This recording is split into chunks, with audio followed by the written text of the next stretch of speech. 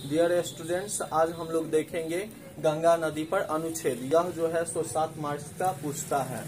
अगर आप लोगों को यह वीडियो अच्छा लगे तो मेरे चैनल को सब्सक्राइब अवश्य कीजिएगा। आज हम लोग देखते हैं गंगा नदी पर अनुच्छेद। तो यहाँ सबसे पहले हम लिखे हैं अस्माकम राष्ट्रीय नदी गंगा अस्ति। मतलब हो गया अस्माकम। अस्माकम मतलब होता है हमारे। तो हमारा राष्ट्रीय नदी गंगा अस्ति, गंगा है। अस्माकम राष्ट्रीय नदी गंगा अस्ति। एका नदी, गंगा एका पवित्रा नदी अस्ति। गंगा मतलब हो गया गंगा, एका मतलब एक, पवित्रा नदी अस्ति, गंगा एक पवित्र नदी है। उसके बाद है अस्या जलम पवित्रा भवति। अस्या मतलब होता है इसका, और अस्या जो शब्द होता है वह अस्या जो है वह स्त्रीलिंग के लिए यूज होता है। अस्या मतलब भी हो गया इसका, तो इसका यूज जो है वह स्त्रीलिंग शब्द के लिए हम करेंगे। और अस्या मतलब भी हो गया इसका, तो इसका जो यूज है यह हम पुल्लिंग शब्द के लिए करेंगे। तो यहाँ पे जो है अस्या जलम, अस्या यह गंगा के लिए आया है, इसलिए यहाँ अस्या नहीं लिखेंगे, यहाँ लिखेंगे हम लोग अस्या। तो यह हो गया मेरा यहाँ पे अस्या जलम पवित्रा भवति, मतलब कि हो गया इसका जल पवित्र होता है। भवति मतलब हो गया होता है। उसके बाद अस्या पूजाम या अर्चना हिंदू धर्मे भवति। अस्या पूजाम मतलब इसका पूजा या इसका अर्चना, अर्चना मतलब भी हो गया पूजा।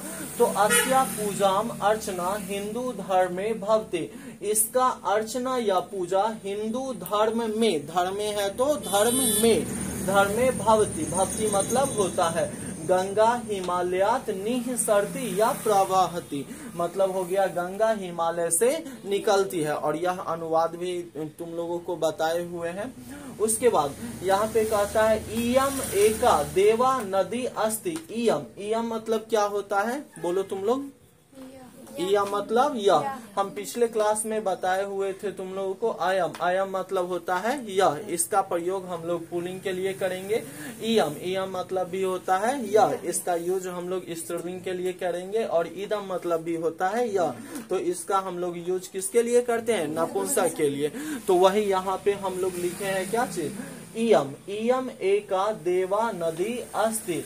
यहाँ पे देवा लिखा गया है, देवा यूज करते हैं हम पुरुष के लिए, और देवा मतलब स्त्री जब रहता है तब।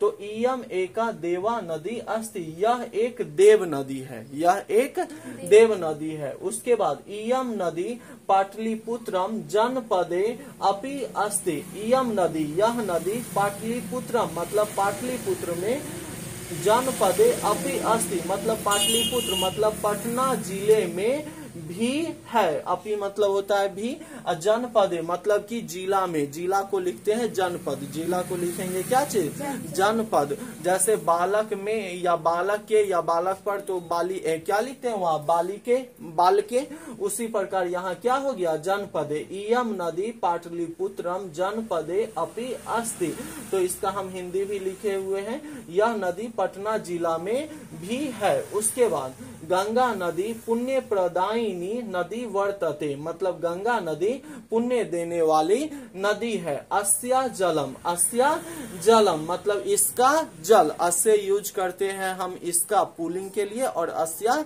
स्त्रीलिंग के लिए। तो अस्या जलम मतलब इसका जल रोग नाशकम भवति, रोग नाशक भवति मतलब होता है।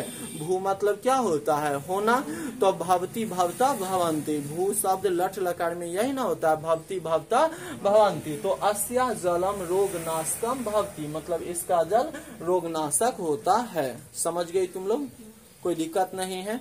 चलो।